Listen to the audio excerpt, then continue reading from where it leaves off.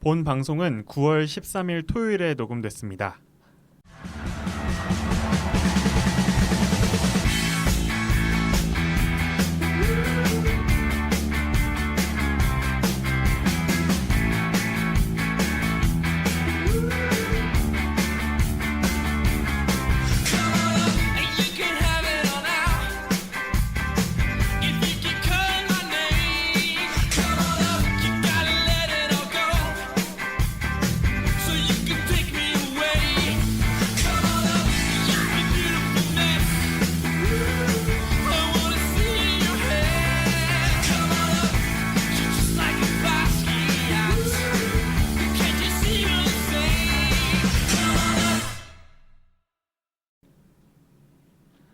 야구에 대한 자유로운 수다 야자수 659번째 에피소드로 인사드립니다. 안녕하세요. 야구공작소 홍지일입니다. 네, 실로 오랜만에 방문한 이 스튜디오 의미가 좀 남다른데요. 야구 시즌이 시작한 게 멀지 않았던 것 같은데 어느덧 막바지를 향해 치닫고 있습니다. 메이저리그 역시 정규 시즌 약 10경기 남짓만 남겨두고 있는 상황인데요. 오늘은 그래서 각 지구별 가을 야구 순위에 대한 이야기, 향후 포스트 시즌 예측까지 곁들여서 여러 이야기를 나눠보도록 하겠습니다. 네, 오늘 방송 함께 해주실 분들입니다. 황규진 PD님, 서종민 씨, 진정현 씨와 함께 할게요. 안녕하세요. 안녕하세요. 네, 제가 좀 여러 가지 먹고 살 이슈로 올해 메이저리그 제 응원팀 제외하고 많이 챙겨보진 못했는데 참 순위표 살펴보면서 좀 재밌는 요소들이 꽤 있었던 것 같더라고요. 좀 패널분들 보시기에 올해 내 예측과 좀 다르게 느껴졌다 이런 좀 포인트가 좀 있었을까요? 어떠세요? 일단 아메리칸 리그는 저는 동부가 제일 좀 의외고 그렇죠. 아마 대부분 다 그렇게 생각하실 것 같아요. 네. 근데 동부가 이렇게 치열할 줄도 몰랐고 네. 1위가 예상치 못한 팀이 올라와 있는 것도 좀 놀랐고 네. 그다음에 내셔널 리그는 개인적으로 저는 같은 의미로 서부가 좀 신기한데 네. 사실 서부는 지금 이제 누구나 1위로 예상했던 팀이 이제 여전히 1위에 올라와 있지만 좀 격차가 제가 생각했던 것보다도 좀 많이 좁혀져 있는 그런 상황이라서 좀 특히나 최근에 또 다저스가 좀 많이 힘든 모습을 보여주고 있어서 그런 부분이 또 야구의 묘미가 아닌가 싶어요. 시즌 전에는 압도적인 강팀으로 예상됐던 팀이 막상 시즌 들어가서 후반부 오니까 이렇게 어려워할 거라고는 그 누구도 예상을 못했을 텐데 지금 와서 이렇게 순위 싸움에 혼전을 주고 있는 그런 상황이다 보니까 좀 재밌게 보고 있습니다. 사실. 네. 종민 씨는 좀 어떠세요? 네, 반대로 예상치 못하게 약팀 취급을 받다가 강팀이 된 케이스도 있거든요. 특히 이제 NL 중부의 미러키 같은 경우에는 데빈 윌리엄스 나가면서 올해는 진짜 힘들겠다. 진짜 올해는 힘들겠다. 이렇게 다들 생각을 했었는데 뭐 압도적으로 NL 1위를 하고 있으니까 정말 이것도 시즌 전 예측이랑은 조금 다르게 흘러간 케이스가 아닌가 싶습니다. 네, 좋습니다. 그러면 오늘 이제 아메리칸 리그부터 현재 시점으로 종료됐을 때 포스트 시즌 대진 이야기 또 그에 따른 가을 야구 예측까지 한번 같이 해보도록 하겠습니다. 이제 먼저 아메리칸 리그부터 한번 살펴보도록 할 텐데 현재 순위표를 보면 이제 1번 시드, 2번 시드 경쟁은 굉장히 좀 치열한 편입니다. 물론 두 시드 모두 이제 와일드카드를 패싱할 수 있다는 공통점은 있는데요. 좀 약간 청취자분들도 많이 그동안 메이저리그를 계속 주기적으로 팔로우 만약에 하시지 않았다면 좀 의외의 팀이 있다고 생각하실 수도 있을 것 같아요. 이제 디트로이트와 토론토의 1번 시드 경쟁이 되게 됐는데 이게 좀 이제 시즌 전에 저희가 예상할 때 대비해서 좀 어떻게 보면 예상 가능한 시나리오에 있었는지 좀 약간 이게 좀 궁금합니다. 이 토론토와 디트로이트 좀 왜 잘하는 걸까요? 일단 뭐 제가 아무래도 아메리칸 리그 동부 경기를 많이 지켜보고 있는 입장에서 보면은 뭐 토론토가 사실 1등 할 거라고 예상한 사람은 시즌 전에는 그렇게 많지 않을 거라고 일단 생각을 하긴 하는데 어쨌든 토론토 경기를 보면서 좀 느끼는 거는 되게 뭔가 팀 타선 전체가 굉장히 막 끈질긴 승부를 많이 한다 이런 느낌 굉장히 많이 받았습니다. 네.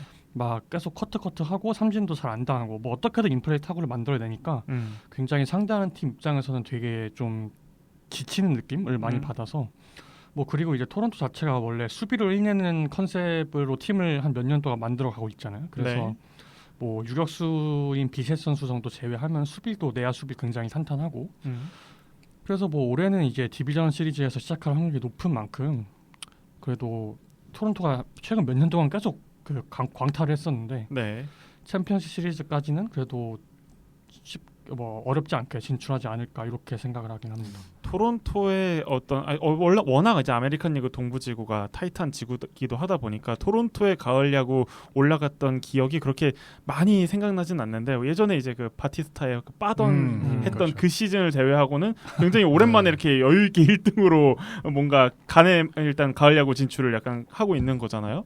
참 좀 어떻게 보면 그 동안에 거의 10년 가까운 시간이 좀 지났던 것 같은데 올 시즌 토론토의 행보가 매우 놀랍긴 합니다. 네.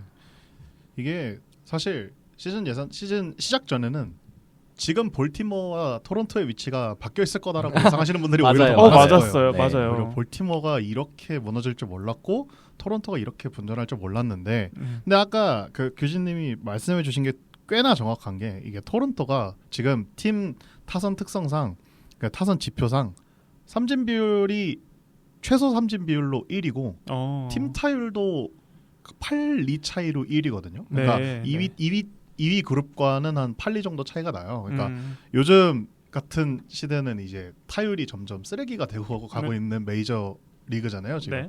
네, 그런 상황에서 토론토 타자들이 매우 끈질기게 컨택을 해나가고 있다라는 모습이 꽤나 정확한 얘기라고 생각이 들고요. 사실 원래 잘했던 선수들 뭐 블라디미르 게레로 주니어라든가 뭐 보비셋도 작년엔 좀 못했지만 올해는 이제 자기 할 모습 찾아주면서 잘하고 있는데 지금 토론토가 잘하고 있는 데는 저는 스프링어 역할이 엄청 크다고 생각하거든요. 지금 조지 스프링어가 지금 사실상 DH로만 뛰면서 네. 이제 나이가 있으시다 보니까 수비는 좀 힘드시고 이제 DH로만 뛰면서 이제 거의 실버 슬러거급이 아니라 거의 압도적이죠. 확정이라고 네. 봐도 될 정도의 공격 성적을 내고 있는데 이게 너무 큰 것 같아요, 사실. 그러니까 토론토가 여태껏 이제 항상 애매해 왔던 게 그런 부분이었고 그래서 그 부분을 채우기 위해서 산탄데를 야심차게 옆했는데 산탄데르가 대차게 지금 나오지도 못하고 네. 있죠. 네. 안 나오는 안 나오는 게 낫죠. 안 나오는 게 도움이 될 정도의 성적을 내주고 있는 상황에서 이렇게 스프링어가 그냥 터진 것도 아니고 그냥 리그에서 압도적으로 터져버려서 네. 지금 토론토가 이렇게 잘 나갈 수 있었다라고 생각을 하고 있고요. 그래서 좀 예상 외긴 합니다. 지금 아직도 이 얘기를 하면서 좀 얼떨떨해요. 이게 네. 지금 몇 년 전 얘기를 하고 있는 건지 생각이 들긴 하는데 25년에 토론토가 이렇게 잘할 거라고는 진짜 생각지도 못했습니다. 불개주와 비셋, 커크, 스프링어 이게 다 뭐 그들이 각각 잘했던 구간이 있었지만 이들이 같이 함께 잘했던 적은 한 번도 없었잖아요. 네. 심지어 스프링어는 휴스턴에서 이제 이적하고 난 뒤에 계속 뭐 토론토에서 이렇다 할 성적을 못 그쵸. 보여주다가 그래서 하락세였죠. 나이도 네. 뭐 네. 있기도 하고. 그냥 그 계약 연봉을 올해 일시불을 땡겨서 약간 일시불로 약간 지금 이렇게 보여주고 있는 약간 그런 모습인 것 같아요. 디트로이트는 좀 어떻게 보셨나요? 디트로이트는 그러니까 이렇게 1위를 압도적으로 치고 나갈 거라는 예상은 아마 많이들 안 하셨을 거라고 저는 생각을 해요. 그러니까 저 개인적으로는 그랬는데, 근데 아메리칸 리그 중부지구가 어쨌거나 좀 이제 팀들 간의 격차도 좀 적은 지구기도 하고, 근데 그 팀들 간의 격차가 적은데 승률이 그렇게 높지 않은 지구 중에 하나잖아요. 네. 근데 거기서 이제 디트로이트가 이렇게 두각을 나타냈는데 아무래도 스코발의 힘이 매우 크게 작용하지 않았나라는 생각은 합니다. 아무래도 그런 사이언 컨텐더 에이스가 한 명 있다는 건 이제 팀 입장에서는 매우 큰 힘이 되니까. 그럼요. 여기에다가 이제 타선이 매우 좋아졌어요. 그러니까 구멍이 없어요. 그래요. 맞아요. 타선에는. 그러니까 작년 포스트 시즌에 디트로이트를 생각을 하면 타선이 너무 안 좋았거든요. 9번 타자의 트레이 스윈이 막 치고 있고. 사실 라일리 그린 제외하면 믿을 만한 타자가 눈에 안 보이던 상황이었는데 네. 올해는 라일리 그린을 받쳐줄 수 있는 파츠들이 좀 많이 늘어났다. 그래서 대표적인 게 토켈슨. 그렇죠. 그렇죠. 언제 터지나 그래. 했는데. 그러니까, 전체 1번이네요. 전체 1번. 그러니까 유망주들 많이 보시는 분들께서는 언제 터져가 이제 터져서 그죠? 이제 라일리 그린을 보조할 수 있는 파츠까지 올라왔고 여기에 시즌 초중반까지 디트로이트를 이끌었던 건 사실 하비에르 바에즈긴 해요. 네. 네, 놀랍게도 놀랍게도. 바에즈 선생님께서 중견수로 뛰시면서 음. 그러니까 예전에 그 모습을 찾는 느낌이긴 했으나 이제 여름 들어오면서 이제 다시 페이스가 떨어지긴 했는데 어쨌거나 초중반까지 이끌어줬던 바에즈의 힘도 있고 그래서 타선이 전반적으로 탄탄해졌다. 그러니까 특출난 슈퍼스타는 없는데 전반적으로 WRC 플러스 110 정도를 만들어낼 수 있는 이제 그런 선발 라인업이 완성이 되다 보니까 좀 중부지구에서는 아무래도 경쟁력을 확실하게 나타낼 수 있었던 것 같습니다. 아무래도. 네, 이제 디트로이트는 사실 예상 범주 중에 하나라고 생각을 했었는데요. 사실 알중이라는 지구 자체가 작년부터 화싹을 제외하면 그놈인 상황이었고 네. 그러다 보니까 전력이 확실하게 좀 약화되었던 미네소타 정도를 제외하면은 뭐 세 팀 다 해볼만하다. 충분히 이제 초반에도 알중 네 팀이 다 이제 와카권에 올라와 있고 네. 그런 상황이 다 있었거든요. 근데 이제 캔자스도 뭐 레이건스 부상이라든지 부비치 부상이라든지 인디아 트레이드 대실패 같은 대실패. 꽤나 많은 악재들이 네. 있었고 클리블랜드는 이제 말해 뭐 하겠습니까? 오티즈랑 클라세가 이제 어떤 투수진들이 네, 응? 완전 이제 네, 도박 이슈가 모종의 있었죠. 사건으로. 네. 예. 그 다음에 이제 스티븐 보트 감독이 플래툰식 운영으로 한 10연패 정도 하던 기간도 있었고 그러다 보니까 뭐 실패하긴 했지만 알렉스 코비라든지 글레이버 토레스라든지 이런 선수들을 가장 착실하게 보강을 했던 디트로이트의 승리고 뭐 덤이라면은 바에즈나 혹은 케이시 마이즈도 이제 잊혀진 1픽 중에 하나거든요. 네네. 이런 선수들의 부활 아닌 부활까지 선물로 좀 받은 느낌이라 되게 디트로이트는 예상 가능한 범주에 있다라고 생각을 합니다. 근데 지난해랑 올해 연속으로 어쨌든 디트로이트가 좋은 모습을 보였으니까 좀 어느 정도 이제 좀 저점이 보장된 강팀으로 좀 이렇게 올라섰다고 좀 볼 수 있을까요? 타선에 한해서는 확실하다고 말해도 될 것 같아요. 그러니까 이게 보통 이제 한 명의 튀는 스타가 있으면 이제 그 스타가 무너졌을 때 팀이 와르르 무너지는 케이스들이 있는데 네. 디트로이트는 그런 느낌의 타선을 갖추고 있는 팀은 아니거든요, 확실히. 네. 그래서 고루 잘해주고 있기 때문에 더 앞으로가 사실은 더 기대되긴 합니다. 왜냐하면 디트로이트가 이렇게 치고 나가면 뭐 외부 투자도 꿈은 아닐 거니까. 네, 그래서 그 부분은 좀 기대가 되는 부분이고 투수도 사실 스코발의 존재만으로도 너무 크다고 생각해요. 아무래도 그런 축이 한 명 있으면은 이제 그를 보좌할 수 있는 이제 선발 로테이션만 잘 거쳐 놓는다면 투수도 사실 안정권에 있는 상태고 실제로 올해도 그렇게 굴러갔거든요. 실제로. 네. 잘 그래서 굴러갔죠. 네, 그래서 이 모습이 중부지구와 시너지까지 곁들여져서 꽤 유지되지 않을까 저는 생각합니다.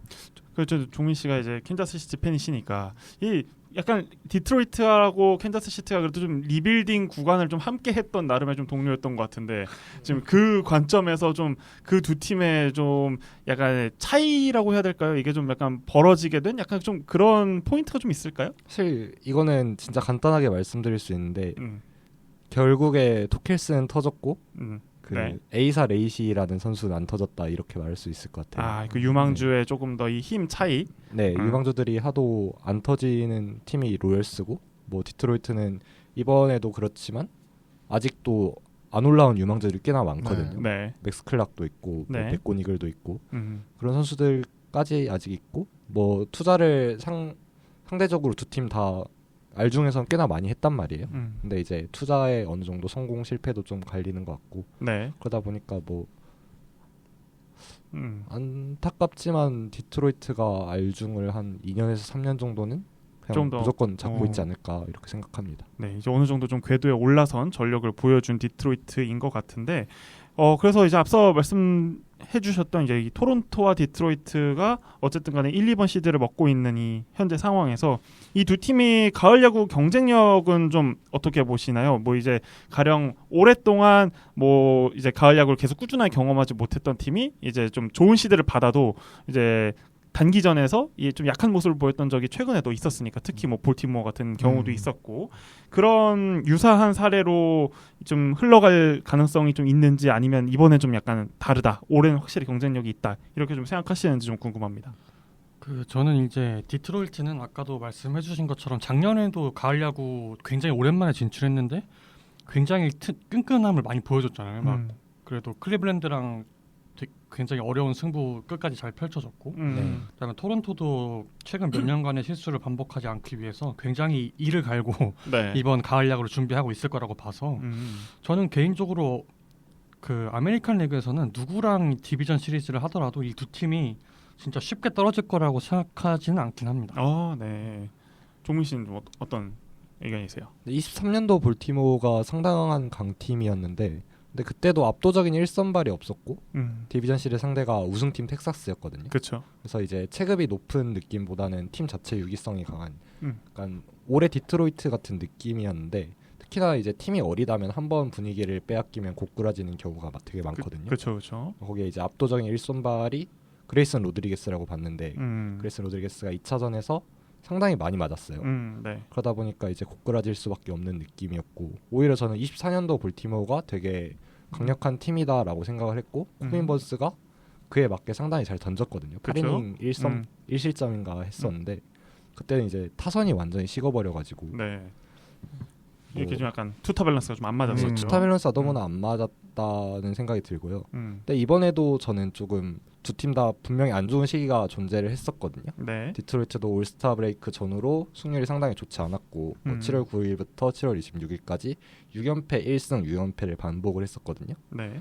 토론토도 양키스처럼 완전히 타선으로 압도한다 이런 느낌보다는 되게 팀 자체의 유기성이 좋다라는 느낌이고 두 팀 다 이제 포스시즌 1, 2선발이 그렇게까지 강력한 느낌은 아니란 말이에요. 네. CM 비버도 요새는 조금 나가자 나가고 있고 뭐 그렇다고 이제 가우즈먼도 좀 그렇고 네. 그러다 보니까 이변이 일어날 가능성은 충분히 존재한다고 생각합니다. 뭐. 이 두 팀이 어쨌든 그 각 지구에서의 1등 확정이라든지 앞으로 좀 뭐 잔여 경기 일정 이런 것들을 살펴봤을 때 뭐 그렇게 큰 변수는 많이 없다고 보는 게 맞겠죠? 네, 두 팀 다 보면은 잔여 일정은 나쁘지 않습니다. 이제 양 팀 다 막판 그 시즌 완전 막판에 디트로이트 같은 경우에는 마지막 3연전이 레드삭스 원정이고 네. 그다음에 토론토 같은 경우에는 마지막 바로 전 시리즈가 레드삭스와의 홈 시리즈인데 네. 오히려 이렇게 보면은 지금 보스턴도 굉장히 바쁜 상황이잖아요. 그래서 이 그렇죠. 막판에 이 레드삭스와의 경기가 AL 1, 2시드의 판도를 가르지 않을까 이렇게 생각을 합니다. 네. 보통 이제 지금 1, 2번 시드 안에 일단 양키스도 없고 뭐 보스턴도 없고 약간 뭔가 전통의 뭔가 그런 강호 느낌의 팀들 다 없고 하다 보니까 뭐 이제 대부분의 팬분들이 많이 떠오르시는 거는 그래도 어떻게 보통 양키스나 이런 팀들이 좀 많이 올라가지 않겠어 하는데 이제 양키스는 일단 와일드카드에서 시작을 하니까요. 근데 이제 뭔가 토론토나 디트로이트가 어쨌든 간에 뭐 디비전이나 챔십 이런 데서도 충분히 좀 경쟁력이 있을 것 같다라는 좀 이야기를 해주신 것 같고 그러면 이 두 팀 다 되게 우승이라는 거를 밟아본 역사가 되게 좀 길잖아요. 그렇죠.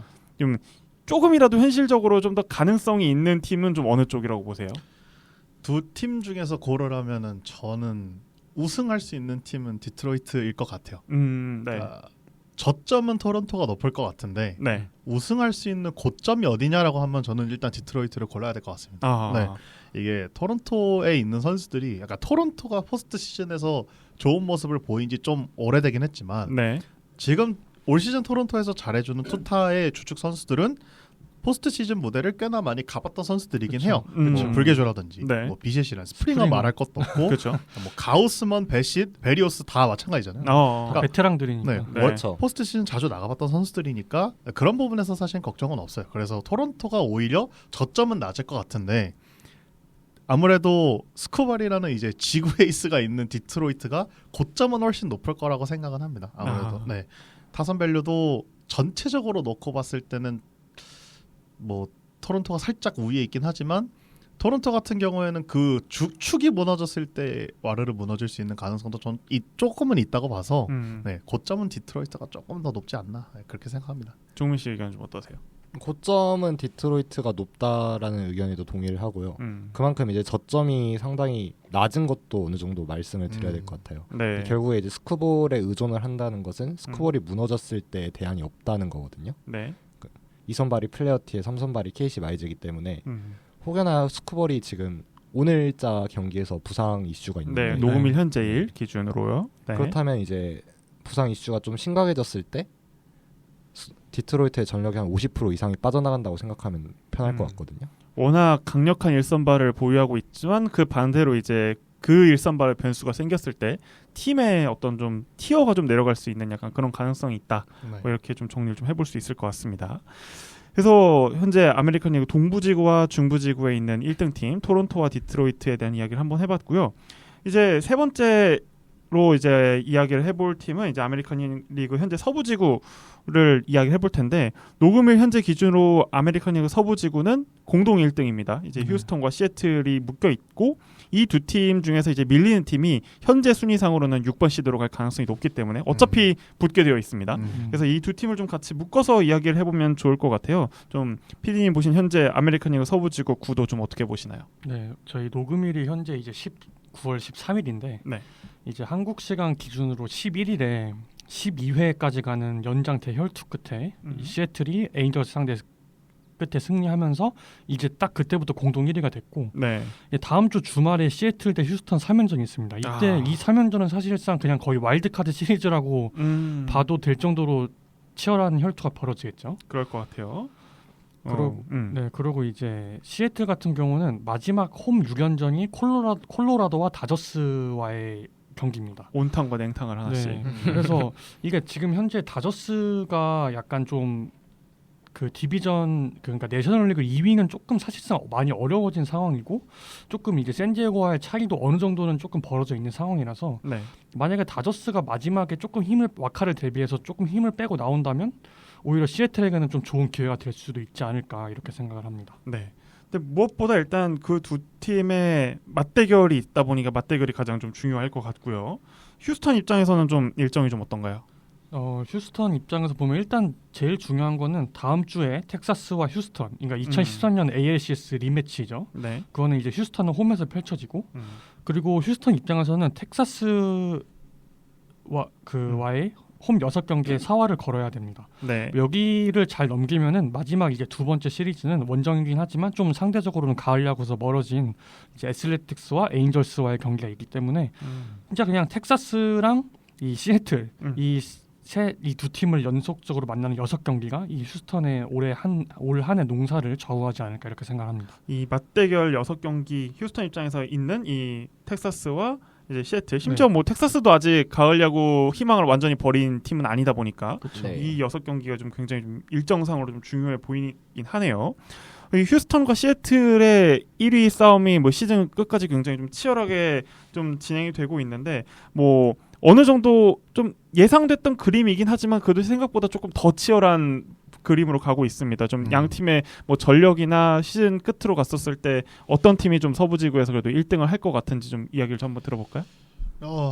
좀 이게 저는 원래는 휴스턴이 그래도 한 체급 위라고 생각을 했었던 사람이거든요. 시즌 전이나 미드 시즌이나 계속 시애틀이나 텍사스가 물론 좋은 팀이긴 한데 아직은 한 체급 모자라다.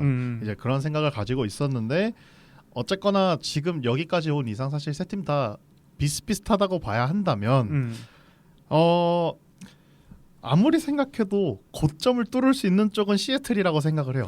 그러니까 그 세 팀 중에서 가장 고점이 높을 것 같은 팀은 시애틀이에요. 왜냐면은 아무래도 타선 밸류가 그 세 팀 중에서는 가장 뛰어난 편이긴 하니까. 네. 이제 다만 이제 8월 들어와서 그 주축 타자들이 살짝 이제 부침을 겪고 있는 상황인데도 여기까지 온 거면 이들이 다시 감을 잡았을 때의 모습은 좀 더 생각보다 더 무서울 것 같다라는 생각은 드는데 네. 반대로 생각해서 오히려 더 내려가지 않을 것 같은 팀은 어디냐 하면 저는 일단 휴스턴 고를 것 같아요. 네. 그 세 팀 중에서 가장 어쨌거나 선발 불펜 가리지 않고 투수 쪽이 안정화가 되어 있고 체급이 가장 높다라고 저는 생각을 하고 있거든요. 일단 양은 많아요. 네, 일단 뭐 불펜 부상자가 많이 오긴 했어요. 돌아오긴 했어요. 일단 투수는 양이 많고 봐야 되니까. 네. 그래서 어디가 시즌 끝까지 갔을 때 1위 할 것 같냐 어려운데 저는 그래도 휴스턴이 하지 않을까? 저도요. 네. 종민 씨는 어떤 이유 때문인가요? 저 일단은 시애틀이 연장 승부가 꽤나 많았어요. 7연승을 하는 기간 동안 연장 승부가 되게 많았고 물론 이제 이기긴 했는데 불펜의 과부하가 분명히 왔을 거거든요. 그럼 이제 후반 쪽으로 갔을 때 정말 끝장 승부를 봐야 할 텐데 그때 불펜의 힘이 조금은 딸리지 않을까. 문효주도 올해는 되게 불론이 상당히 많거든요. 그러면은 어떤 케이스에서 결국에 시애틀 타선이 살아나지 않으면은 결국에 불펜이 어느 정도 좀 발목을 잡을 수 있다 그렇게 생각을 합니다.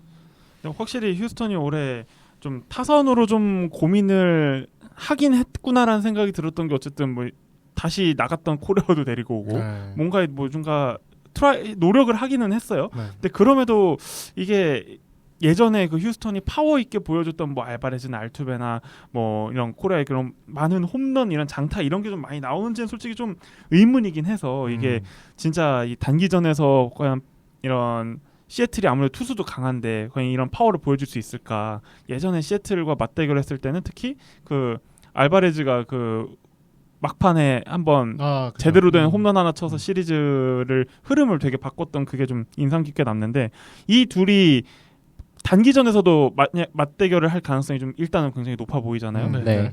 그런다고 했었을 때는 단기전에서의 경쟁력은 좀 어느 팀이 조금 더 있다고 보시나요?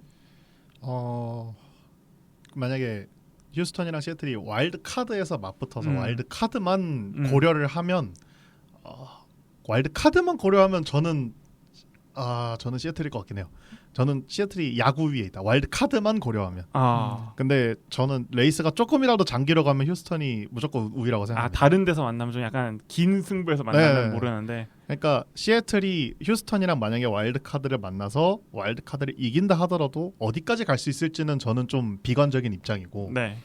만약에 휴스턴이 시애틀을 이겨서 올라간다면 생각보다도 더 갈 수 있다라는 입장이에요. 네. 네. 이게 어쨌거나 시애틀은 그 확실한 선발 투수 브라이언 우랑 로건 길버트, 조지 커비 이렇게 세 명으로 굴러가는 로테이션에 무뇨스 브래시라는 필승조 이렇게가 사실 투수진의 한 80% 정도 차지하고 있거든요. 그렇죠. 그러니까 여기서 플랜이 어그러지면 시애틀은 투수진 운영이 매우 힘들어집니다. 힘들어질 수 있다도 아니에요. 여기는 그냥 힘들어져요. 말 그대로. 그리고 결국 시애틀의 힘은 그 막강한 타선, 특히나 홈런 파워를 중시한 타선에서 나오는데 사실 포스트 시즌까지 갔을 때 홈런 파워에 의존하는 타선만큼 불안한 건 없어요, 사실. 네. 물론 시애틀이 홈런 파워에만 의존하는 타선은 아니긴 하지만 어쨌거나 이제 공격에서 비중이 높다 보니까 좀 불안 요소가 있다라고 한다면 휴스턴은 그런 면에서 조금 더 투타 측면에서 매우 시애틀보다는 좀 안정적인 측면이 있어서 올라간다면 저는 휴스턴이 조금 더 길게는 갈 수 있지 않을까 그렇게 보고 있습니다. 약간 뭐 제가 휴스턴을 응원하는 입장에서 보더라도 일단 헤이더가 빠진 게 좀 약간 안타까운 상황이고 많이 안타깝죠. 알바레즈가 너무 많이 좀 빠졌죠. 그동안에 알바레즈가 입단하고 이렇게까지 절었던 시즌이 없다 보니까 좀 약간 좀 확실히 올해는 좀 어렵지 않을까라는 약간 그런 생각을 좀 많이 하고 있던 차였는데 어쨌든 간에 여기까지 와서 지금 경쟁을 하고 있으니까 기왕 이렇게 됐으면은 좀 뭔가를 좀 보여줬으면 하는 그런 마음이 있거든요. 이런 좀 약간 좀 원래 그동안 잘했던 타선들의 좀 부활 가능성 약간 이런 게 좀 가능할 거라고 좀 보시는지 궁금합니다. 알바레즈가 최악의 성적을 찍고 있다고 하더라도 포스트 시즌이 들어간 알바레즈는 다들 뭔가 다르다라고 생각하고 계실 것 같아요. 저는 사실 이제 알바레즈뿐만 아니라 이 휴스턴이라는 팀 자체가 이제 아메리칸 리그 팀 응원하다 보면은 그러니까 휴스턴 이외의 팀을 응원하다 보면 느끼는 게 그냥 가을에서 만나는 휴스턴은 항상 무섭습니다. 그리고 무서운 멤버들이 네. 꼭 있거든요. 근데 카를로스 코레아가 돌아왔잖아요. 그렇죠. 그렇다면은 사실 뭐 올 시즌 스테보한 페냐도 있고 헌터 브라리안의 1선발도 있고 코레아, 알바레즈, 알투베 이 포스트 시즌의 3인방이 또 AL을 지배할 수도 있겠다. 만약에 헤이더만 남아 있었으면 저는 무조건 휴스턴을 AL 왕자에 넣고 봤을 거예요. 네. 저희가 요르단이 올해 제일 못했다고 했잖아요. 그 올해 못한 것도 사실 부상으로 그렇죠. 이제 오늘 기준 이제 44경기 출장을 한 건데 맞아요. 저희가 못했다라고 얘기하는 게 그 OPS.810 정도 하고 있긴 하거든요. 네. OPS.810에 좀 많이 살아나긴 했어요. WRC 타율 플러스 자체가 120 많이 그 정도 하고 있는데 그러니까 서번트시표를 봐도 그냥 얘는이랑 다를 건 없어요. 그냥 아직 오랜만에 이제 복귀를 했고 이제 풀핏을 만들어가는 과정이다라고 생각을 한다면 알바레즈 걱정은 안 해도 될 것 같습니다. 솔직히 이런 타자들 걱정하는 거야말로 저는 좀 기우라고 생각을 하고 오히려 휴스턴은 파레데스 빠진 게 좀 아플 것 같아요. 그러니까 파레데스가 정말 잘해주고 있었는데 그렇죠. 브래그먼이 생각은 나지만 그래도 브래그먼 안 아깝다 정도까지는 갔었는데 맞아요, 진짜요. 이탈하고 나서 사실 포스트 시즌 복귀가 불투명한 상태라 보니까 햄스트링이라 그래서 그 부분이 조금 더 아쉬울 것 같은데 그래서 파레데스 반대급부로 알바레즈 돌아온 거면 알바레즈가 혹시 클러치에서 칠 수만 그러면 있으면 훨씬 훨씬 고점은 낫죠. 높으니까 네, 음. 그렇게 생각을 하면 오히려 휴스턴이 지금 정규 시즌에서 시즌 전 예상보다 어려움을 겪었던 것 대비 더 올라갈 포인트도 있다고 봅니다. 네. 그래서 막 우승 달리고 막 엄청나게 그 호화로운 타선을 보여줄 때만큼의 퍼포먼스를 정규 시즌은 많이 못 보여주긴 했지만 이제 앞으로의 어쨌든 가을 야구 짬바가 있으니 이런 부분을 조금 더 잘 살릴 수 있는 여지가 있다라는 이야기로 좀 정리를 할 수 있을 것 같고요. 이 휴스턴, 시애틀 이외에도 그 밑에서 텍사스가 와일드카드 희망의 끈을 놓지 않고 굉장히 바싹 붙어서 쫓아오곤 있습니다. 이 텍사스의 현재 상황이나 뭐 앞으로의 좀 가능성 이 정도는 좀 어느 정도 보시는 좀 궁금합니다. 텍사스는 이미 나가리가 됐다라고 생각을 했었거든요. 왜냐면은 시미안이 빠지고 시거가 빠지고 이볼디가 빠졌어요. 근데 어째 팀이 8연승인가 7연승인가 네. 하고 있거든요.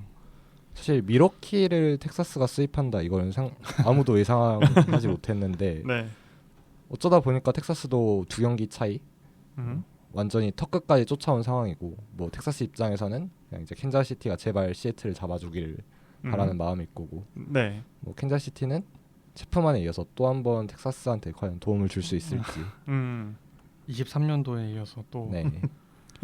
23년도에 그 텍사스가 우승했었을 때의 그 약간 포스나 이런 거를 뭐 지난해도 그렇고 올해도 그렇고 좀 이렇게 많이 못 보여주는 느낌이 들긴 하거든요. 네. 그렇죠. 그때 전력을 좀 유지하지 못한 이유가 좀 있을까요? 사실 그때 텍사스가 우승할 때도 아무도 예상 못했어요. 아, 진짜? 그건 네. 맞죠. 우주의 정말. 기운이에요. 네. 우주의 기운. 그러니까 그때도 보면은 아돌리스 가르시아가 무슨 에런 저지처럼 치고 그랬죠. 네. 아니 그러면 우승해야죠. 르클럽이 네. 엄청 잘 던졌죠. 네, 르클럽. 그러니까 그러면 우승해야죠. 그냥 그거는 우승하라고 떠밀어 준 거고. 네. 근데 그게 정규 시즌에서 발휘가 될 거라고, 그러니까 그게 유지가 될 거라고 생각하는 사람도 아무도 없었거든요. 네. 네, 결국 그게 드러났던 거고. 근데 역설적으로 지금 텍사스가 지금 이렇게 페이스를 끌어올려서 와일드카드 레이스에 참여할 수 있던 데는 8월부터 아돌리스 가르시아가 조금 잘해줬어요. 아, 여기는 그 선수의 영향력이 굉장히 크네요. 네. 이게 어쨌거나 시거랑 시미언은 할 거 하는 사람들이고, 네. 그러니까 어느 정도 이제 어느 정도 할지 좀 보이잖아요. 눈에. 네. 근데 아돌리스 가르시아 같은 선수는 얼만큼 할지가 눈에 안 보여요. 치면 무섭게 네, 치니까. 그쵸. 좋은 의미로든 나쁜 의미로든 안 보입니다. 그냥 네. 매 경기 주사위를 굴리는 느낌인데 8월부터는 주사위가 잘 터졌어요. 아. 네. 그래서 아돌리스 가르시아의 고점이 나오다 보니까 팀 타선도 좀 활기가 돌았고 여기에 이제 랭포드 네. 준영님이 그렇게 좋아하시는 선수인데 양아들 중 한 네, 명이죠. 자꾸 이상한 방향으로 발전한다고 뭐라고 하시는 네, 네. 랭포드 어쨌거나 타선에서 지금 음. 텍사스 타선에서 지금 밸류를 계속 더해주고 있고 네. 여기에 무려 건강한 디그롬 선생님이 올해 역대급으로 건강하셔서 오늘도 잡으셨어요. 네, 오늘도 7이닝 던지셨어요. 7이닝 네. 3실점했어요. 야, 네. 네, 오늘도 승리하셨고 여기에 트레이드 데드라인에 데려온 메리 켈리 지금 이볼디가 빠진 상황에서 켈리 있는 거 너무 큰 도움 되고요. 그럼요. 네. 어쨌거나 이런 여러 선수들의 합이 좀 고점이 좀 맞아 떨어지면서 지금 텍사스가 이렇게 막판까지 와일드카드 레이스에 참여를 할 수 있던 원동력이었는데 이게 유지만 된다면 진짜 너무 재밌을 것 같아요. 사실 제3자 입장에서는. 근데 이제 서부지구 팬분들이나 이제 아메리칸 리그 이제 와일드카드 레이스에 껴있는 팬분들은 이제 네. 네, 그만 좀 올라와라라고 부르실 거 있을 것 같긴 한데 네. 네. 제3자 입장에서 좀 매우 재밌는 싸움이긴 합니다. 사실 뭐 휴스턴이나 시애틀 둘 다 아직 뭐 완전히 와일드카드도 보장받지 못할 네, 수도 있는 보장 그런 못하죠. 상황이니까 네. 이제 두 팀에서 1등을 못하는 순간에 그냥 지옥불로 떨어질 수 있기 때문에 이 텍사스의 행보에 따라 가지고도 이제 이 아메리칸 리그 서부와 이 전체적인 이 포스트 시즌 대진표 자체에도 많은 영향을 좀 줄 수 있을 것 같아요. 네. 그리고 이제 와일드카드의 나머지 4번 시드와 5번 시드에 있는 팀들에 관련된 이야기를 해보려고 하는데 지금 이대로 끝난다고 한다면 가장 역대급 와일드카드 매치 중에 하나가 벌어질 가능성이 굉장히 높습니다. 심지어 아직 홈 경기장도 어디로 될지 그거에 따라서 굉장히 그렇죠. 큰 뭔가 그 구도의 변화가 있을 것 같은데 바로 이제 양키스와 보스턴입니다. 아메리칸 리그 동부지구의 뭐 전통의 라이벌 두 팀이 현재 순위상 4번 시드, 5번 시드에 있는데 일단 이 두 팀이 어쨌든 현재 위치는 비슷하게 있지만 서로 시즌 전에 그리던 그림과 좀 약간 시나리오가 좀 달라지지 않았을까 하는 생각이 들어요. 그렇죠. 양키스는 조금 기대에 좀 못 미쳤을 것 같고 보스턴은 이게 되네? 약간 이런 느낌이었을 것 같다는 생각도 좀 드는데 좀 이번 시즌 정규 시즌의 이 두 팀의 좀 흐름 구도는 좀 어떻게 보셨는지 궁금합니다. 이게 양키스 같은 경우는 제가 그 저번에 트레이드 마감 시한 방송할 때도 살짝 언급을 드렸었는데 올 시즌에 이 팀은 일단은 한 디비전 시리즈까지 가면 기적이다라고 제가 말씀을 드렸었던 것 같은데 네. 그래서 제가 트레이드 마감 시한 때도 유망주 팔아서 1년 이제 반년 쓸 수 있는 선수 영입하면 절대 안 된다라고 여러 번 얘기를 했었는데 네. 일단 양키스는 작년 가을 야구 월드 시리즈에서도 저희가 뼈아프게 느꼈지만 일단은 수비랑 주로 디테일이 너무 떨어집니다. 뭐 이 얘기 제가 몇 번이나 들었는지 모르겠는데 네. 근데 사실 그게 저는 긴 정규 시즌에서는 뭔가 그런 디테일이 떨어지는 부분을 뭔가 화끈한 타격으로 많이 만회를 할 수 있을 거라고 봤고 지금도 사실 정말 수비나 주로 하고 있는 거에 비하면은 사실 그 타격으로 많이 만회를 했다고 보는데 네. 그래도 올해는 그 수비랑 주루 디테일 떨어지는 게 정말 많이 느껴진 시즌이지 않을까 생각을 합니다. 그래서 뭐 마감 시간 영입도 굉장히 잘했다고 보는데 불펜진 그래도 너무 불안하고. 네. 그래서 저는 진짜로 양키스 팬으로서 정말 디비전 1위는 뭐 이제 사실 물 건너간 것 같고 그냥 와일드카드 1위로 홈 어드밴티지 가져간다면 저는 만족한 시즌이 되지 않을까 이렇게 마무리하면 될 것 같습니다. 양키스가 데드라인 때 공격적으로 움직였거든요. 네. 베드나라든지 그렉버드라든지 도발에 그다음에 이제 맥마은 네. 이제 이렇게 주요 선수들 팀에 꼭 필요했던 네. 파츠들 이제 삼루랑 이제 유틸리티맨이랑 불펜 셋 네. 이렇게 알차게 영입을 했는데 그 트레이드 데드라인 있고 난 바로 다음 경기에 그 다섯 선수가 마이애미전 단체로 이상한 짓을 해가지고 대역전패를 해버려서 좀 아찔하긴 했는데 이 지금에 와서 보면 도발은 좀 부진하고 네. 베드나는 자기 할 거 하고 있고 베드나 잘해주고 네. 있어요. 네. 그렉버드는 사실 그렉버드가 아니라 네. 제이크 버드. 제이크 버드. 그렉버드 다른 사람입니다. 죄송합니다. 아무튼 그 제이크 버드는 사실 올해가 거의 처음이라 올해가 거의 처음으로 메이저 무대를 밟은 거라서 그럴 수 있다라고 보면 그리고 하나만 더 얘기를 하자면 저는 그러니까 아메리칸 리그 팬도 아니지만 네. 양키스라는 팀을 볼 때마다 드는 생각은 저 팀은 애초에 디테일을 챙길 생각이 없어요. 그렇죠. 사실 그것도 맞죠. 네. 아니, 애초에 시즌 전에 이제 개막전 라인업을 쭉 보면 아무리 봐도 디테일을 챙기고자 하는 마음가짐은 여태껏 있었던 적이 없어요. 네. 뭐 에런 저지, 스탠튼, 골드슈미트, 네. 벨린저, 어스틴 웰스, 그리샴 없잖아요. 아무도. DJ 르메이유도 안 되잖아요. 네. 그나마 볼피, 치좀 딱 둘이에요. 근데 그쵸. 치좀도 디테일로 뭔가 만들어내는 선수는 아니잖아요. 치점도 오히려. 출봉이죠 사실. 네. 네. 볼피도 사실은 디테일이 훌륭한 선수는 아니잖아요. 네. 그러니까 그렇게 보면 이 팀은 애초에 디테일을 챙길 생각이 없었기 때문에 그냥 이런 강한 타선 밸류로 네. 그리고 양키스 특유의 어떤 자금력이라든지 아니면은 이제 뭐 공격적인 트레이드 시장에서 움직임이라든지 이런 걸 통해서 선수를 살 수 있는 한 많이 사고 최대한 좋은 선수를 많이 사들여서 그냥 강팀을 만들겠다가 항상 눈에 보이던 이제 네. 그런 양키스의 이제 팀 구조였기 때문에 올해도 그냥 이제 양키스 팬이신 우리 그 피디님 입장에서는 아쉬운 소리가 나올 수밖에 없지만 네. 제 사람 입장에서는 올해도 양키스처럼 운영했구나라는 생각밖에 안 그쵸. 들거든요. 네. 근데 이제 개인적으로 이제 기록들을 쭉 보면서 느꼈던 건 양키스가 항상 꾸준했어요. 올 시즌 보면. 근데 월별 승률이 5할을 못 넘겼던 게 6월이랑 7월인데 네. 그 기간이 정확하게 토론토랑 보스턴이 버닝했던 구간이랑 겹치더라고요. 네. 네. 그래서 양키스가 못했다라기보다는 저는 타이밍이 기가 막히게 안 맞았다라고 생각은 합니다. 그러니까 보스턴이 갑자기 이제 로만 앤서니 합류하면서 이제 막 치고 올라오던 때랑 토론토가 갑자기 지구 1위를 차지하던 때랑 양키스가 5할 많이도 아니에요. 5할 -1, -2 할 때랑 정확히 겹쳤어요. 네, 그래서 사실 양키스가 못했다라고 저는 얘기하고 싶지는 않습니다. 솔직히 그러니까 토론토랑 보스턴이 예상에 비해서 너무나 잘해줬기 때문에 이렇게 됐다. 네, 저는 그렇게 생각합니다. 네. 네, 참 안 풀리는 팀이 양키스가 아닐까 생각을 했는데요. 저는 올 올 미드 시즌에 솔직히 양키스가 제일 잘했다고 생각을 했거든요. 네. 많은 데- 분들이 그렇게 그렇죠. 얘기했어요. 이제 네. 데빈 윌리엄스도 누가 망할 줄 알았어요. 그렇죠. 개막전부터 이상한 짓을 하시던데 네. 윌리엄스. 그러니까요. 도발도 도발은 뭐 그렇다 치고 제이크 버드도 사실 4월 5월까지는 2점대 유지하다가 그것도 이제 콜로라도에서 넘어왔잖아요. 네. 그러다 보니까 좀 더 기대를 했는데 그 이후로 그렇게 성적이 좋진 않았거든요. 또 네. 이렇게까지 망할 것 같다는 생각은 안 했는데 음. 아무래도 불펜이 가장 큰 문제인 것 같은데 사실 체급 자체는 AL에서 가장 높은 팀이 양키스라고 보거든요. 네. 홈런도 압도적으로 지금 250개 치면서 음. 홈런 ML 전체 1위고요. 그렇죠. 뭐 많이 쳤죠. 득점도 765점으로 미러키 다음으로 미러키도 이기는 1등이에요. 압도적으로. 네. 이거는 이제 타선이 언제 터져도 이상하지 않다는 건데 근데 올해 양키스 경기를 보다 보면 되게 경기에 의미 없는 점수를 뽑는 경우가 되게 많았거든요. 음. 예를 진짜 들어 이제 많죠. 한 5대1로 이겨도 될 거 12대1로 갑자기 막 점핑을 한다든가 8회에 막 뭐 야수 상대로 아. 계속 치고 막 이런 게 엄청 많았죠. 아. 근데 사실 그리샴, 저지, 라이스, 벨린저, 뭐 가을에 스탠튼까지 해가지고 거의 30홈런에 가까운 선수들이 거의 한 5명이 연속으로 포진이 되어 있고 그렇죠. 그다음에 발야구도 사실 취점이나 카바예로 같은 선수들로 가능하거든요. 음.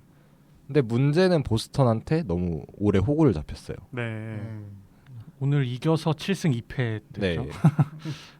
그러다 보니까 와카 싸움에서 보스턴을 양키스가 과연 이길 수 있을까? 이게 가장 큰 걱정이고 사실 터지면은 체급 자체는 양키스가 제일 높기 때문에 저는 과연 이제 데빈이 기억만 되찾는다면 AL 우승까지도 노려볼만 하지 않을까? 라는 생각은 하고 있습니다. 언제부턴가 약간 양키스 관련된 전력을 이야기할 때 가장 많이 비중에서 사라진 게 저는 약간 선발 투수라고 생각을 하거든요. 약간 뭐 지난해였죠. 이제 그 루이스 길이 네네. 좀 약간 갑자기 스텝업을 해가지고 올라왔던 것도 사실 예측 범위 약간 밖에 있던 선수 중에 한 명이었잖아요. 약간 4, 5선발 뛰다가 올라온 선수였고 약간 양키스가 어느 순간부터 좀 자체 육성을 통한 선발 투수 그 보강을 좀 잘 못하지 않았나. 약간 그것 때문에 뭔가 전력이 계속 요동치지 않았나. 약간 이런 생각도 들었는데 좀 팬 입장에서 보시기엔 어떠세요? 약간 이 선발 투수도 어쨌든 단기전이나 우승을 위해서는 굉장히 중요한 유닛이긴 하잖아요. 저 뭐 작년이랑 월드 시리즈 진출했던 작년이랑 비교해 보면은 이제 사실 게리콜 대신에 그냥 프리드가 들어왔다고 보면 될 것 같고, 그다음에 이제 클락 슈밀트가 그 토미 존스를 받으면서 올 시즌 뛸 수 없고 루이스 힐이랑 로돈 이렇게 3명을 필두로 하고, 네.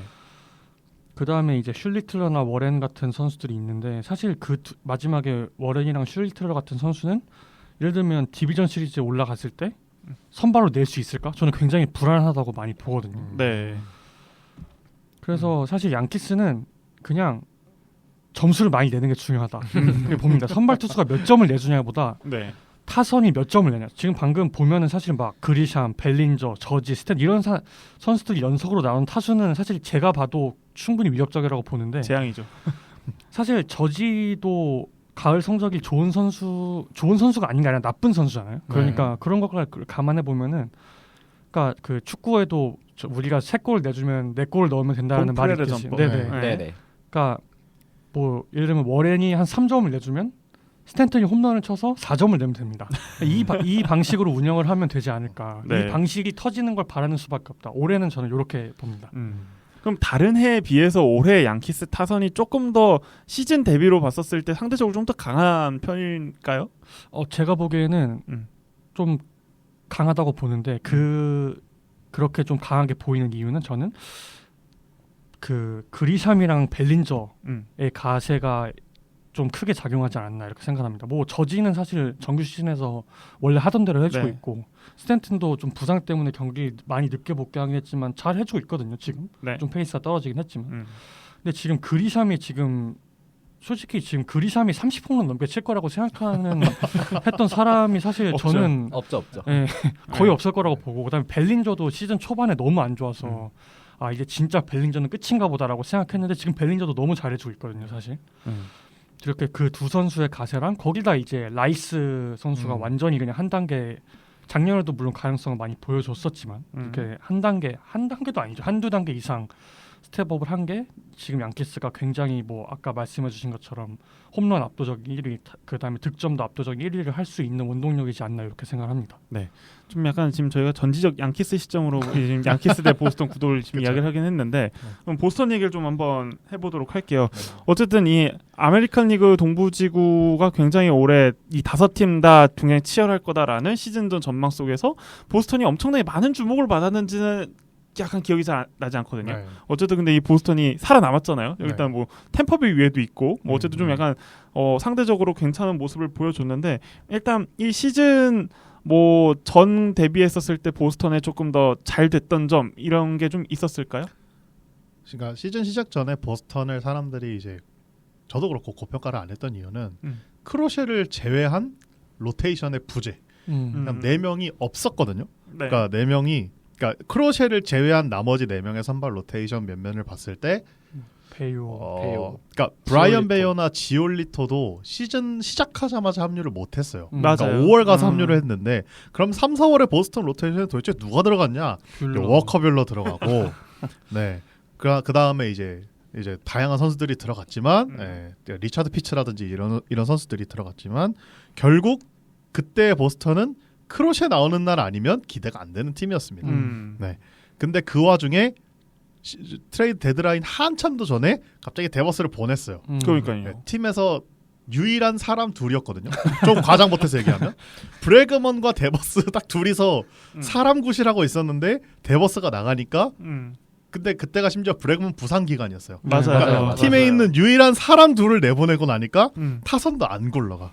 그러니까 여러모로 그러니까 올스타 브레이크 전까지만 하더라도 보스턴이 잘 될 수가 없는 구조였어요. 가을 야구 생각이 없구나. 약간 이런 네. 생각이 좀 지배적이었죠. 그렇죠. 근데 이제 올스타 브레이크 이후에 아까 언급했던 이제 베어라든지 뭐 지올리터라든지 이런 로테이션 멤버들이 돌아오고 여기에 플러스 로만 앤서니가 말도 안 돼. 트리플 A에서 하던 걸 그대로 메이저리그에서 하고 있더라고요. 네. 네, 그래서 로만 앤서니의 활약에다가 이제 자렌 듀란이라든가 아니면 뭐 라파엘라, 윌리 아브레이어 그냥 원래 있던 선수들 플러스 트레버 스토리까지 스토리 네. 잘해주고 있어요. 올스타 브레이크 이후에 조금씩 치고 올라오면서 팀이 좀 안정화가 되어갔어요.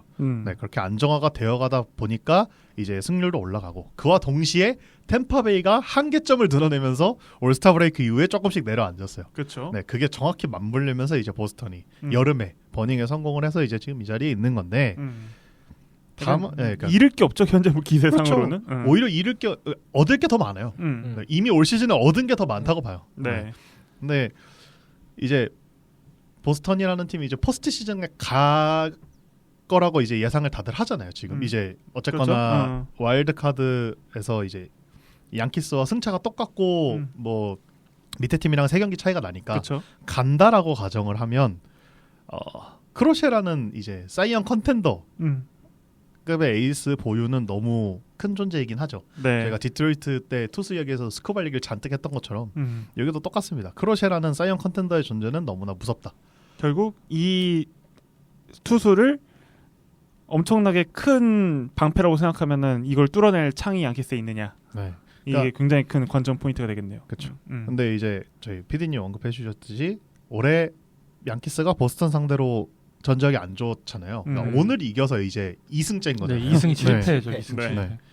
저는 그게 그러니까 양키스랑 보스턴 지금 구조가 좀 맞물려서 그렇다고 생각을 하는 게 올 시즌 보스턴은 메이저리그 전체에서 땅볼을 가장 많이 유도하는 팀 탑3 안에 들어가요. 네. 네. 한 45%가 넘어가요. 그러니까 매츠, 세인트로이스, 보스턴 순으로 저는 기억을 하고 있는데 네. 여기다가 지금 1선발인 크로셰 음. 다음에 브라이언 베이어 이 두 선수가 평균 타구 발사 각도가 9도 내지 10도거든요. 와. 그러면 라인 드라이브도 안 나온다는 얘기인데 그렇죠. 이게 양키스 타선이랑 완전 상극이에요. 양키스 타선들을 다 보면 라인 드라이브 히터가 없어요. 네. 그 홈런 라인 드라이브로 치시는 그 스탠트 선생님 말고 라인 드라이브 히터 없이 그냥 이제 다 풀스윙. 그렇죠. 에어 그냥 뜬공 타구를 만들어내야 공을 띄워야 하는 되는데. 네. 팀이고 그게 성공을 해야 공격이 굴러가는 팀인데 네. 이 두 투수를 만나고 그리고 올 시즌 전반적인 보스턴의 어떤 투수들 경향이 어쨌거나 땅볼 비율이 높은 상황이다 보니까 이상하게 양키스가 보스턴만 만나면 잘 안 굴러가는 상황이 나왔던 게 아닌가라는 생각이 드는데 음. 그래서 와일드카드에서 홈 어드밴티지가 너무 중요할 것 같아요. 네. 만약에 이런 상황에서 펜웨이 파크라도 걸리면 진짜 홈런이고 뭐고 너무 힘들 것 같다는 생각밖에 안 듭니다, 진짜. 오히려 이 홈 어드밴티지를 조금이라도 가지고 있어야 이 공격하는 입장에서 양키스 입장에서 조금이라도 가능성이 있다. 네. 약간 이런 예측이시겠군요. 네. 네. 그리고 올해 보스턴은 9회가 없습니다. 체프먼. 네, 체프먼 선생님. 네. 사실 8회도 없는 거나 마찬가지인 게 위트력도 너무 잘 던져주고 있거든요. 그러다 보니까 1, 2선발 완벽하고 8, 9회 잘 막아줄 불펜이 있으면은 아무래도 양키스 입장에서는 되게 비교 당하겠죠. 양키스 불펜은 데빈 윌리엄스 쓰고 있는데 체프먼 선생님이 이제 30대 후반 바라보고 계시는데 네. 올해 평균 구속 97마일에서 98마일 던지시더니 네. 그냥 아메리칸 리그에서 올 시즌 가장 압도적인 마무리 투수 음. 중에 하나도 아니고 그냥 마무리 투수. 그냥 압도적이죠. 네. 네. 그래서 보스턴도 그에 걸맞게 시즌 끝나기도 전에 연장 계약까지 맺어주는 네, 그런 모습을 보인 걸 보면 확실히 체프먼의 존재는 너무 크죠. 체프먼이 진짜 이렇게 안정적으로 뭔가 시즌을 치르는 것도 이렇게 자주 있는 일은 아닌데. 그렇죠. 네. 한 번도 안 깨지고 잘 올해는 살아남으셨습니다. 네. 그래서 프레드 크로셰가 크로셰의 야구세라고 생각하면은 결국 양키스는 로돈이 되게 중요할 것 같아요. 로돈이 다시 파워 피칭을 통해서 잘 던져서 1승을 가져간다면 정말 이 시리즈 모른다고 생각을 하거든요. 결국은 크로셰 나오는 날 양키스가 어쨌든 간에 해볼 만한 구도로 가져가야 이제 시리즈에서 3판 2선 승에서 굉장히 큰 우위를 점할 수 있을 테니까요. 단기전에서의 좀 약간 다른 전략이나 좀 뭔가 이렇게 이걸 기대해 볼 만한 그런 포인트가 양키스 입장에서 좀 있을까요? 저는 그냥 뭔가 다른 포인트라기보다도 저는 사실 이 프리드의 역할이 굉장히 중요하다고 보는 것 중에 하나가 네. 이게 프리드가 애틀란타에서 계속 뛰었기 때문에 사실 가을 야구 경험이 굉장히 많은데 가을 야구 성적은 그렇게 좋은 편은 아닙니다. 물론 크로셰 같은 경우는 올해 던지면 가을 야구 아예 첫 데뷔이긴 하지만 네. 그래서 저는 사실 크로셰랑 프리드를 당연히 비교하면 크로셰가 당연히 뭐 우위겠죠. 근데 저는 주목해 봐야 할 포인트 중 하나가 과연 프리드가 크로셰랑 비교해서 너무 크게 밀리지 않는 걸 보여주는 게 굉장히 중요하다고 생각합니다. 만약에 네. 그렇게 되면은 1차전에 지더라도 2차전에서는 사실 베어와 로돈의 뭐 매치업이라고 보면은 사실 누가 그렇게 우위다라고 볼 수 없는 매치업이거든요. 맞아요. 네. 그렇기 때문에 우리가 프리드가 어느 정도 지탱해주면서 그래도 크로셰 상대로도 어느 정도 할 수 있다라는 걸 보여주면 그리고 지금 오늘 시즌이 끝난다고 가정하면 양키 스타디움에서 경기를 하기 때문에 그렇죠. 그러니까 프리드가 과연 1선발로서의 역할을 작년에 게리콜만큼 어떻게 해주는지가 제일 중요하다고 봅니다. 네.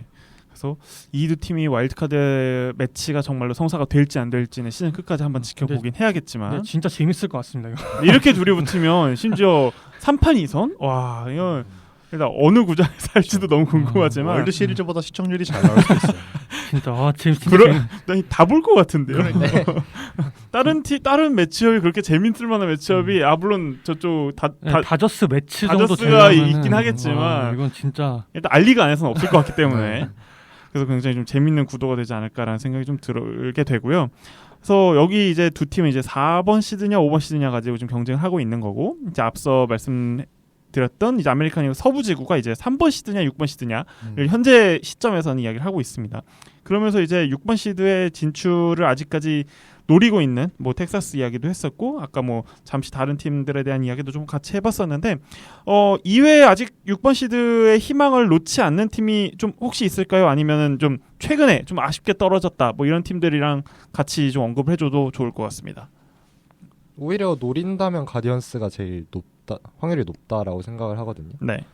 지금 가디언스 선발진이 심상치 않아요. 스코니가 7이닝 노히트 하고 그다음에 오늘도 바이비가 완봉승하고 네. 그러다 보니까 투수진의 힘으로 또 가디언스가 연승을 달리고 있거든요. 네. 물론 한번 로열스한테 잡히긴 했는데 그러다 보면은 오히려 텍사스, 휴스턴, 시애틀이 경쟁을 하다 보면은 그러면서 이제 승패를 나눠 가지다 보면은 가디언즈가 갑자기 다크호스로 떠오르지 않을까.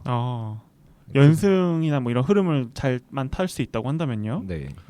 가디언즈라는 팀 자체가 진짜 신기한 게 막 되게 어떨 때는 막 아까 얘기가 잠깐 나왔던 것 같은데 막 10연패 해서 올해는 진짜 가디언즈 망했구나. 심지어 음. 트레이드 데드라인 때 철벽 마무리랑 그 다음에 그 올 시즌에 좀 나름 대가를 주고 영입한 선발 투수가 그냥 아무것도 못하고 아예 쓸 수 없는 상황이 돼버렸는데도 지금 네. 이렇게까지 경쟁을 하고 있다는 게 저는 클리블랜드야말로 진짜 대단한 팀이 아닐까 생각을 하고 막 그 작년에 이제 스티븐 보트 감독이 굉장히 잘해서 제가 알기로는 작년에 그 AL 감독상도 보트 네. 감독이 받았던 걸로 기억을 하는데 네. 뭐 팀을 CS까지 이끌기도 했고 음. 근데 올해는 진짜 좀 보다 보면 이상할 정도로 좀 플래툰을 고집하는 경향이 좀 시즌 중반까지 뭐 지금은 조금 나아졌다고 하는데 지금 특히 이제 대표적으로 좀 피해를 많이 봤던 선수가 이제 만자르도 선수 같은 경우는 그냥 좌투수가 나오면은 그냥 벤치에서 일단 시작하고 네. 근데 대타로 나오면 항상 후반에 홈런 치고 근데 맞아요. 그 상황에서 보면은 한 8대 0으로 지고 있는 상황 막 이런 데서 계속 홈런을 치니까 굉장히 좀 아쉬웠고 그런 플래툰이 사실 잘 들어맞았으면 사실 이런 얘기가 나오지도 않았겠죠. 근데 네. 뭐 예를 들면 데이비드 프라이 같은 선수들 그런 선수들을 계속 이상하리만큼 중요하면서 조금 클리블랜드 팬들 입장에서는 사실 올 시즌에 그 클라세랑 오티즈 선수 빠져나간 이유는 사실 큰 기대를 안 했을 거라고 저는 생각을 하는데 지금 이렇게까지 좀 추격하고 있는 걸 보면 그 선수가 빠진 그 선수 둘이 빠진 게 아쉬운 게 아니라 제가 클리블랜드 팬이라면은 그때 조금 이렇게 플래툰을 좀 일찍 고집하는 걸 버렸으면 어땠을까 하는 생각이 더 많이 들 것 같거든요. 네.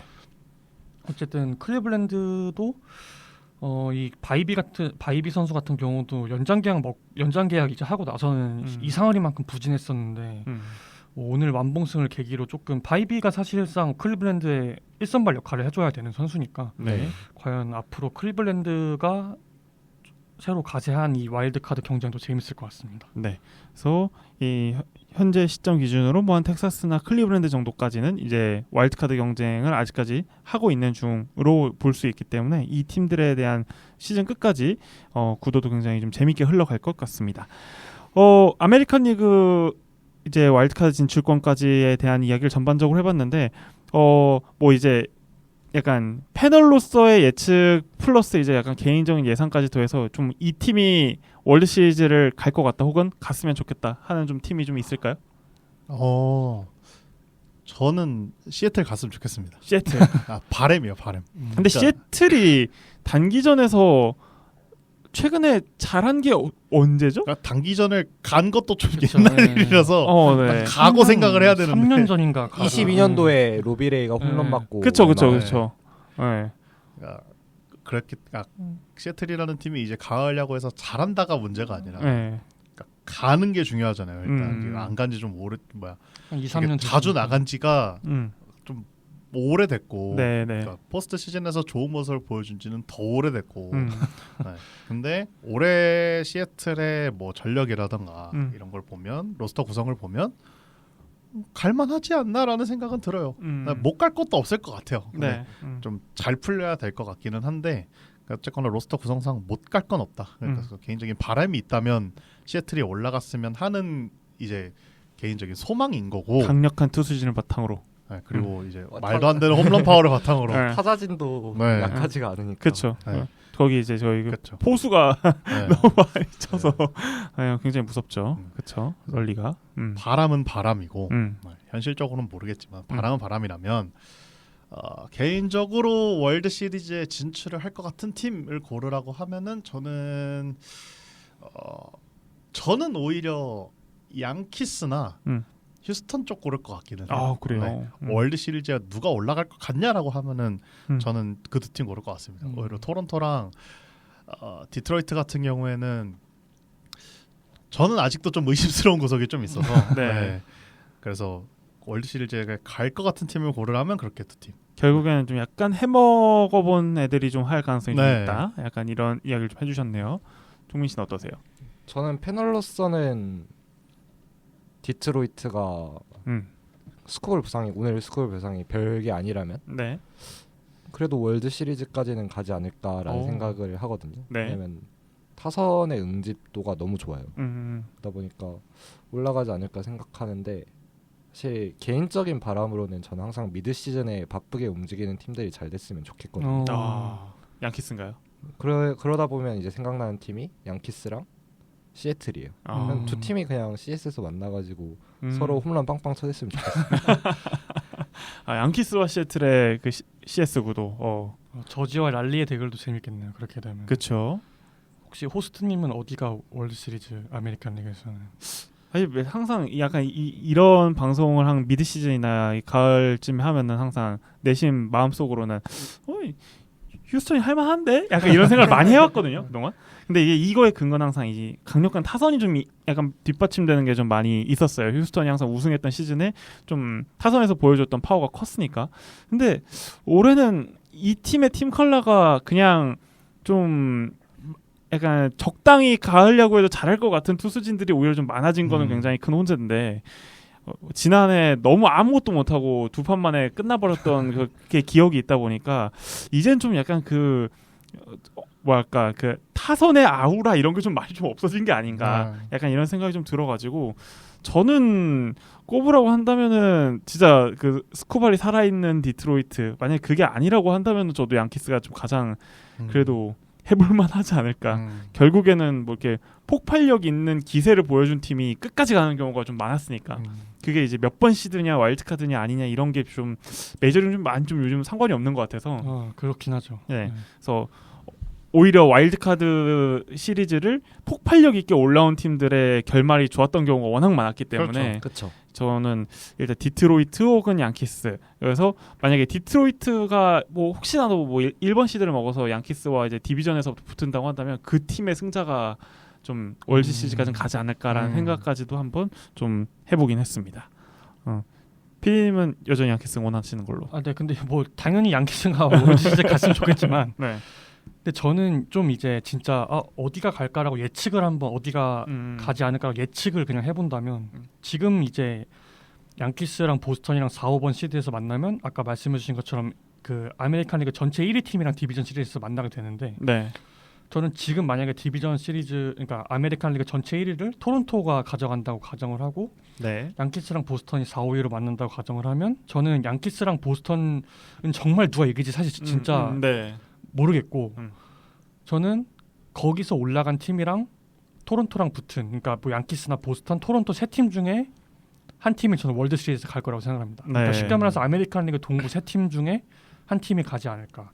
저는 그래도 가장 유리한 팀은 아직까지는 토론토가 저는 올해는 뭔가 다르다고. 그러니까 토론토가 우승을 할 것 같지는 않은데 네. 월드 시리즈까지는 갈 수 있지 않을까. 저는 이렇게 생각을 합니다. 토론토 이미지가 약간 한화나 롯데 같은 그런 느낌인 것 같아가지고 지금까지 잘한 거 알겠는데 끝까지 잘할 수 있어? 라고 하면 약간 좀 물음표. 올해 토론토가 좀 기대가 된다. 약간 이런 정도?